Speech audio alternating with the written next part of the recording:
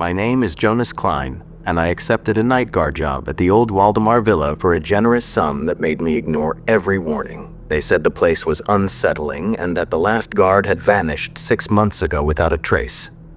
I laughed to myself. I don't believe in superstition, and my overdue bills were far scarier than any ghost. On the first night, I took the keys from the real estate agent, who hurried away as if demons were chasing him. The imposing villa, isolated on a hill overlooking the forest, seemed to breathe in the darkness. I familiarized myself with the building. 2 floors, a deep basement, and a small guard room filled with surveillance monitors covering every corner. Everything was quiet until midnight. Then I heard it for the first time. Soft, regular tapping, as if it were coming from underground. I checked the basement cameras, nothing but motionless shadows. I assumed it was the old plumbing. But on the second night, the tapping evolved. It became scratching, then soft knocking, synchronized, as if something were knocking from the other side of the walls. I headed to the basement with my powerful flashlight. The air was sharp and moldy. As I examined the stone walls, I heard whispering. Not clear words, but overlapping hisses coming from a small ventilation opening in the corner. I moved closer, my heart pounding. Whispers without a source, filling your head directly, as if they weren't traveling through air, but through bone. Murmur. Out. At last. Hunger.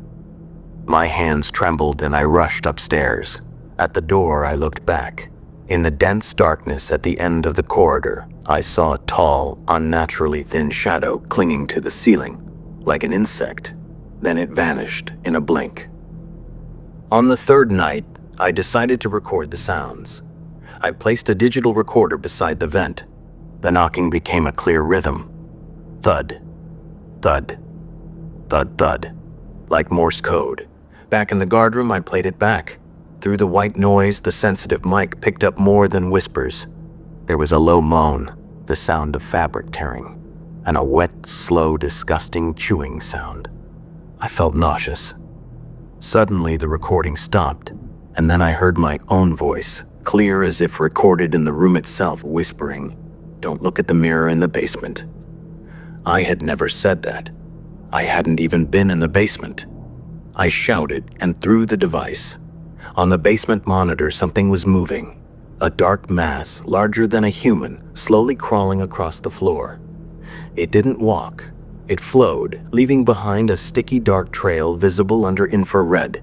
I leaned closer. Suddenly it turned. It had no face, just a deep black cavity, and it seemed to be looking directly at me through the camera. Then every basement screen went dead. Curiosity mixed with terror dragged me down. I grabbed a heavy iron rod and descended the rotting wooden stairs into the basement.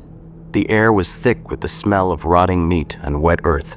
The flashlight revealed a gap in the wall I hadn't noticed before, a narrow tunnel sloping downward, its floor packed with dirt. From inside, I heard shallow, broken breathing. A human voice. Weak voice. Help me. It was a woman. I entered the tunnel, which narrowed until I had to crawl.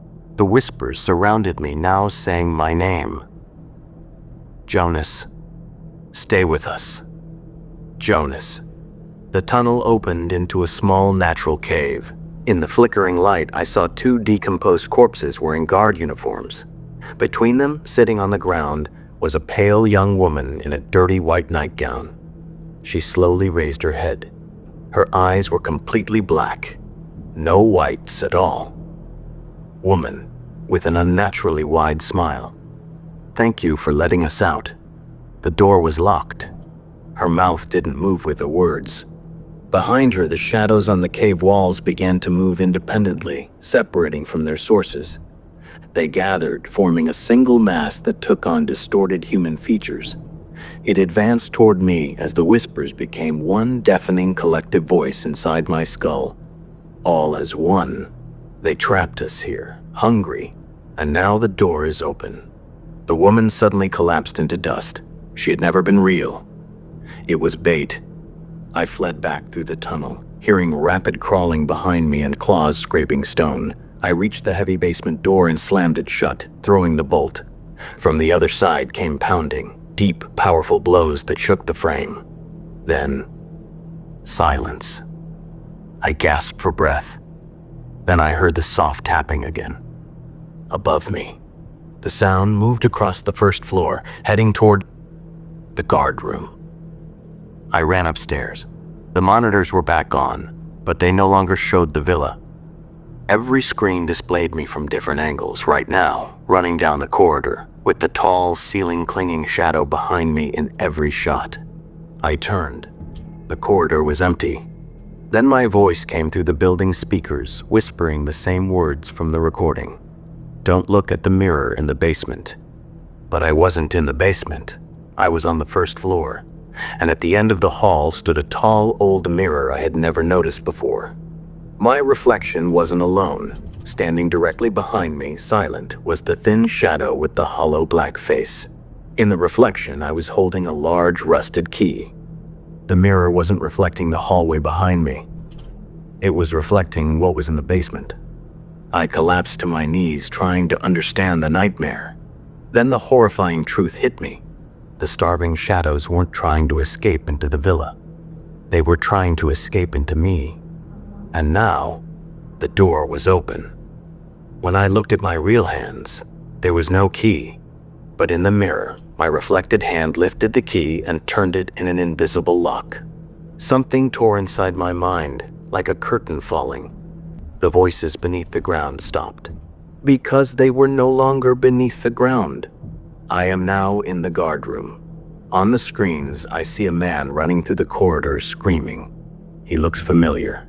He is Jonas Klein. He looks terrified. He is pounding on the villa's doors, trying to escape, but the locks won't move. I am here, safe in the darkness, watching, observing. And I am very hungry. The previous guards found a companion. Soon the other Jonas will join us. The night shift is very long, but now we have all the time in the world. My name is Damian Roberts, and I inherited my childhood home after my grandmother's death. The old house on the edge of town held warm memories, except for one, the abandoned amusement park, Denver Funland, at the end of the street. It had closed 20 years ago after a mysterious incident and remained a rusted specter on the horizon. One stormy night, while sorting boxes in the attic, I found a box with my old name on it. Inside was a VHS-C video camera with a tape still inside. Curiosity 1. I played it on the old TV. Shaky footage appeared, filmed by my childhood hands. I was 9 years old, at the amusement park on its final opening day. Flashing lights, rusty rides, smiling children. Then the camera focused on the clown tent, King Bobo. I entered the tent. Darkness swallowed the screen. Then a clown appeared. Not colorful, completely black. Large white circles around the eyes and a wide, sad, painted mouth. His pale face was split by thin black lines. He stared directly into the camera, unmoving. Slowly, he raised his index finger to his lips. Shh. The tape ended. My heart pounded. I didn't remember this clown. I didn't remember filming this. The next night, I heard sounds. Soft, rhythmic clicks, like juggling balls hitting each other, coming from outside my window.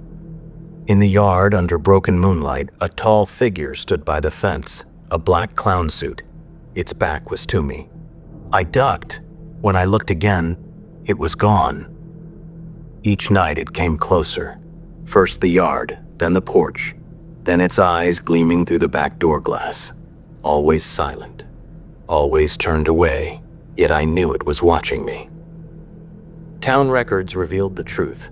On the final opening day, a little girl vanished inside King Bobo's tent. The park closed. The main clown, an elderly man named Bobo, was cleared. He'd been with the crowd. But witnesses reported another clown dressed entirely in black entering the tent with the girl. No one had ever seen that clown before or since. The nightmares began. Every night I stood in the tent, unable to move. The black clown stood in the center, back turned. Slowly, agonizingly, he began to turn. I always woke before seeing his face. Reality started to blur. In mirrors, I saw him standing behind me. In phone recordings, I heard the same clicking sounds, even in total silence. I decided to confront it. I went to the abandoned park at night. The rides were skeletal. King Bobo's tent still stood. Inside, the air was stale. In the center sat a colorful clown statue, smiling, red hair, frozen grin. Then a whisper brushed my ear. "Hide and seek." I turned. No one. The statue was gone. Soft footsteps circled me. Muted laughter filled the tent. "You're it, now." I ran. At my car, the engine started, and in the passenger seat mirror, I glimpsed the colorful clown. Gone when I turned, but fog on the windshield spelled one word: found you. Back home, I burned the tape in the fireplace. As it melted, I heard screaming, not outside, but inside my head. Then silence. I thought it was over. That night, the clicking returned, this time inside my left ear. I looked into the bedroom mirror. My reflection was smiling, too wide, white circles around my eyes. I raised my hand. The reflection raised its finger to its lips. Shh. I wasn't the one moving. Now I write this. The black clown wasn't chasing me. It was looking for a host, a body. It recorded itself on the tape. When I watched, I opened the door. I played hide and seek, and I lost. It now hides in my mirror. It moves through my memories, replacing them with its own. I remember the tense smell, the taste of spoiled candy, the joy of terrifying children. Writing is hard now. We love the game. You should find others to play. Do you want to play? Close your eyes. Count to 10. We'll be there. We have found you. My name is Elias Finch. I'm a private investigator specializing in electronic surveillance. My ability to extract secrets through walls made me the best and the richest. Until the last job. The client was mysterious, paid an obscene amount for a simple task: bug an apartment and monitor its tenant, Mr. Alistair Crow. No ordinary recorder. He supplied the device himself. Crude-looking headphones attached to a small amplifier that detected vibrations through solid matter. "It hears beyond sound," he said. The first night I listened. Footsteps, water, pages turning. Then the others.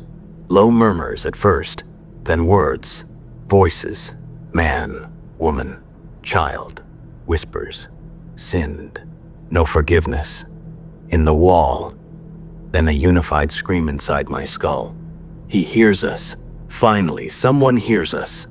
I tore off the headphones, but the whispers stayed.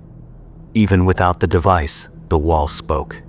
Mr. Crow appeared harmless, old, quiet, but his plants were dead, despite constant watering. The next night, the voices became clearer. Confessions. Crow spoke to the wall. "Are you talking to me? Did you tell him?" I broke into his apartment. The shared wall was warm, pulsing, heartbeats, multiple. A hidden door led to a closet. Inside, a reel-to-reel recorder running endlessly, its needle-carving lines directly into the wall. It wasn't recording sound. It was recording emotional memory. Crow was a collector. He forced confessions, then merged people into the wall. Now I hear everything. And they want me to confess. But they aren't their secrets. They're mine. The wall is warm now. Words form in the plaster. My confession. Crow is at my door. The walls are closing. The needle writes on my skin. It doesn't hurt. It listens. One day, another listener will come. Put on the headphones. And I will scream my secret into their ears. Hear us. Hear me.